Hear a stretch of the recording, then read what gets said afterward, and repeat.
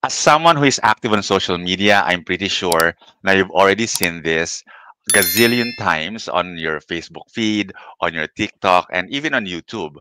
Our break room top 10 for today is top 10 we listen but we don't judge BPO edition. Ayan na nga ba yung sinasabi ko, mauuwi din tayo dito. Pero ikaw, Jay, anong we listen, we don't judge entry mo? um, sana hindi nakikinig yung mga previous bosses ko, no? So, when I went to the US, during that time pala, during that period, I was I was a TL for AT&T. Hey, ito, AT&T. AT&T. Ah, So, and then merong bagong program back then at Convergys. Healthcare naman siya, right? So, nilipat ako doon. So from AT&T, nilipat ako dun sa healthcare na yon. And yung bagong program na yon ay pinadala sa US, yung maglo-launch ng program na yon. So I was sent to the US. When I was in the US na, right? So I was there for I think 3 weeks yata or almost a month. So I needed a phone to contact people, to contact the whatever, whoever, right? And yon. So ang ginawa ko noon ay chinat ko yung mga agents ko before sa AT&T and I asked them, bumili ako ng SIM card, ng AT&T SIM card sa US, and I asked my agents sa AT&T na bigyan ako ng credits or calling minutes sa aking AT&T phone number. not So possible. so in short, nag-stay ako sa US, I was using AT&T phone number and I didn't spend a single cent. Pero nakapag-calls ako, nakagamit ako ng data and all, everything was free for me. So yun, Wow! nakiya. Bongga. Nahiya pa. Uy, shoutout sa mga agent ni Jay diyan. Ikaw ba, Kay? Kasi alam ko napaka buti mong tao, no? Pero ikaw ba meron ka bang entry sa we listen but we don't judge? Girl, nakakabasag din naman ako ng pinggan 'no, 'pag naghuhugas. Ay naku. Well, I think it has something to do with my plan on February kasi my partner and I have this tradition talaga na as much as possible when it's our anniversary, we go to Baguio.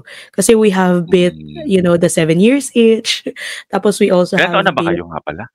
magta-10 years na kami girl sa Oh Feb. my God, 10 years. Congratulations. Tama na Yes. yan. Charot. Okay, go. Itigil na natin 'to.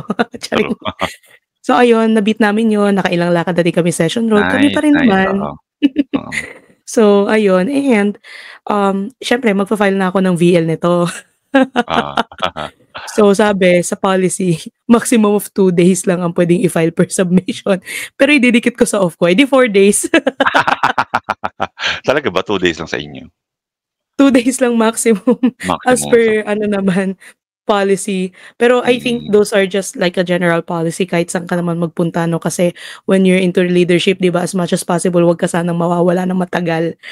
But that just makes sense. Pero nothing wrong naman with the policy, kaway-kaway sa mga boss ko diyan kung madaan man 'to sa feed niyo. O, 'di ba, Pasensya guys? na. Yun na yung pinakamalalang we listen but we don't judge Enrique ni Kay. Parang feeling ko tuloy napaka-demonyo ko. Charot. Those that are watching and listening to us right now, if you haven't yet, subscribe on our channel and give us a like. Aside from Spotify and YouTube, we are now on Amazon Music and Apple Podcast. You just need to search us at the BPO Break Room Podcast. On the Break Room Top 10, I'm Jay. And I'm Kay. And you are listening to the rising show in the BPO world.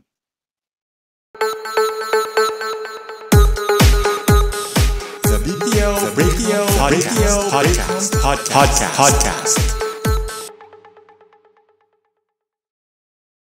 So, we also have our top 8. We'll listen but we don't judge BPO edition is from Adrian Dane Go. Sabi niya dito, we listen but we don't judge. Papasok na kulang ang tulog, uuwing kumpleto ang tulog. So, ayan. Anong masasabi mo dito, Jay? Kasi malamang sa malamang. Ay, ako for me, makaka-relate ako dito ng bahagya kasi natutulog ako sa lunch. But I don't think that that's what they're referring to.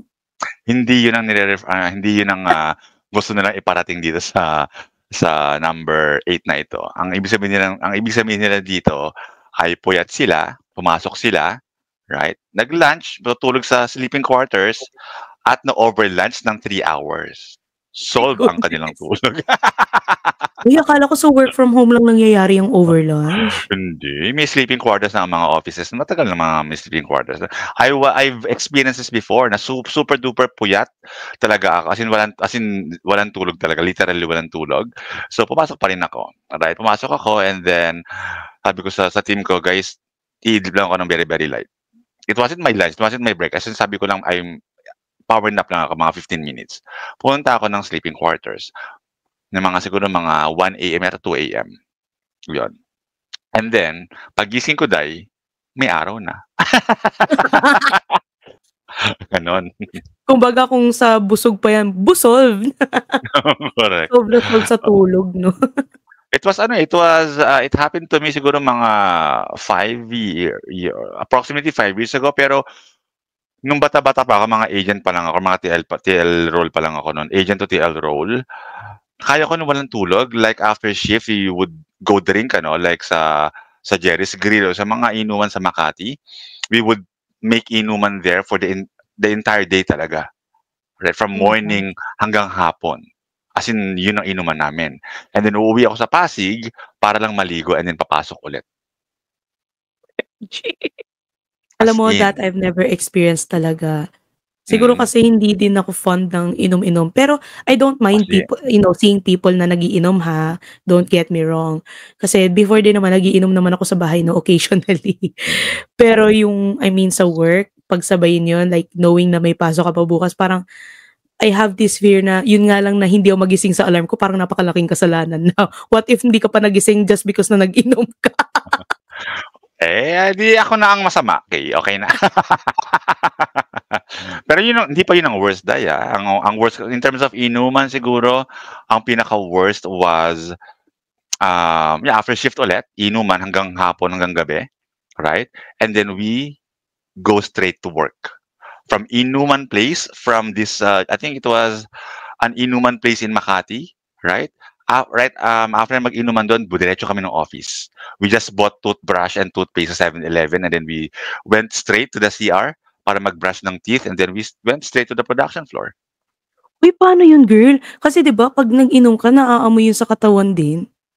Kaya lang yun. Well. Yep. Well. Nito ay lahat kami nagising at talagang laban na laban sa mga customers. Agent pa ako noon eh. It was a sales program pa. Akala ko sasabihin mo, well, kung may makaamoy man, relate din naman sila. True. Meron din bar sa along sa Emerald ba yun? Or sa Emerald Ave yata yun. Ang pangalan ng bar, video KTV bar siya. May mga rooms and then you get to get inside the room and then you make inom there with your group. Ang pangalan ng bar ay Maru Bar. Yun talaga, as in talagang after shift to night, blah blah blah doon. As in the best yung bar na yan. Inom lang ang tulog. Shout out sa mga nakatambay na dyan sa Maru, nakapag-inuman ng buong araw and basag na rin ng mga baso at saka mga mga pinggan sa Maru. So shout out to you guys. I don't think Maru still exists. I haven't really been to Ortigas lately. Kaya pala, now I get it na sabi nila hilaw pa daw ang experience ko sa BPO. Siguro because I haven't experienced these things. But I think it would be fun kung na-experience ko man siya. Kaya naman, we also have our top 7. We'll listen but we don't judge. BPO edition is from Tofu Navales. I'm not sure if I pronounce it right. But sabi niya dito, we listen we don't judge. Yung kasama daw sa top 10 companies, great place to work. Pero ni pa Christmas basket, wala. Shout out Alorica daw at TP Teleperformance. Grabe, nag-name drop talaga siya, girl. True. At sabi rin ni Al Noodle Vernor, last year walang pa Christmas basket. This year, pear-shaped ham. Tapos tanggalan portion pa kung kailan magpapasko. At least may nabigay. Correct. I'm also surprised that Alorica and Teleperformance do not give away Christmas baskets. Kasi may mga friends ako from these companies and we get to really share with each other what our companies give away this year or that specific year. Pero etong sabi nga ni Tofu Navales, wala daw siya natanggap na Christmas basket. So, I don't know. Pero malay mo din naman, new hire siya, girl. Charing. Sabagay. Hindi, I think at least lahat ng, I don't think new hires are excluded sa giveaway, no? Pero baka naman sa iba sa Alorica and TP, no? Oo, kaya naman. Pero we don't judge nga, di ba? Pero malay talaga natin, hindi talaga nagbigay si Alorica. Charing nga. Christmas basket naman na kayo. Christmas basket lang naman. Huwag nyo na lagyan ng laman. Bigyan nyo na ng basket lang naman si Tofu. Charot. Yung sinabi mo, Willie, we don't judge, pero ginudge mo si Tofu. Sorry na, Tofu, but shout out to you. Oo nga. Ay, nako, nakakaloka. Fun times. Ang daming mga nakakaloka dito. True. Ang pinaka memorable ko siguro ng Christmas basket or siguro not Christmas basket kasi Christmas giveaway ng isang company. Hindi siya basket it's like a Tupperware na square na ganon, and it's full of goodies na, and when I say goodies, no, hindi ito yung mga goodies na for example, may meatloaf doon. Usually when we say meatloaf, the first thing that comes to mind is yung maling, di ba? Sa kanila spam. Social. Right. Pati yung wine, hindi siya yung common na wine na medyo high-end yung mga products na nandoon sa loob ng basket na yon. Yan, siguro. Kung ganun company na. Oo, may budget. Kasi may nagpo-post din ng ganyan nga. I think I know what's inside your basket before. Yung budget namin nun was 3K or 2.5 per head. Ang pinaka-worst naman, hindi man worst, sorry for the word, ang pinaka least favorite ko na na-receive from BPO companies during Christmas is queso, siguro I would say na least favorite ko is queso de bola, just because yung queso de bola na yun was given by one of the most prominent BPO companies in the Philippines. Parang every day we're giving away a lot of parang a little more expensive stuff. For example, ham. It's just a normal ham. Parang maganda yung brand ng ham. Right? Dumating yung year na parang queso de bola. I'm still grateful, no, that there's a queso de bola. There's something that is still giveaway, pero it was a downgrade that year lang. Yan. But still thankful ako. Alam mo, nakakatuwa, no? At saka yan talaga yung namimiss ko. Pero never in my life sa BPO na nakatanggap ako niyan. Kasi nga, di ba, saglit lang ako doon. Nothing really special kasi parang typical basket lang naman talaga. Queso de bola. Tanda ko pa nga yung brand ng sa spaghetti. Syempre, alam niyo na yan kung ano man yan. Del Monte. Ganon. Tapos, meron pa dyan yung, yung mga delata. Corn beef, Argentina, hello. Ang dami binanggit na brand, no? Baka naman. Wait lang, Christmas giveaway ba yan o relief goods? Charot. And that wraps up another episode of the BPO Break Room. Salamat sa pagsama sa amin today. We hope you enjoyed the kwentuhan and learned something new. Don't forget, laugh, learn, and level up. And follow us on Spotify, YouTube, Facebook, and TikTok for exciting updates, tips, and more chikahan. Give us a thumbs up and share this with your workmates. Baka ito na ang break time inspiration nila. Until next time, stay awesome, stay productive, and always take time to recharge. Kita-kits ulit dito sa The BPO Break Room.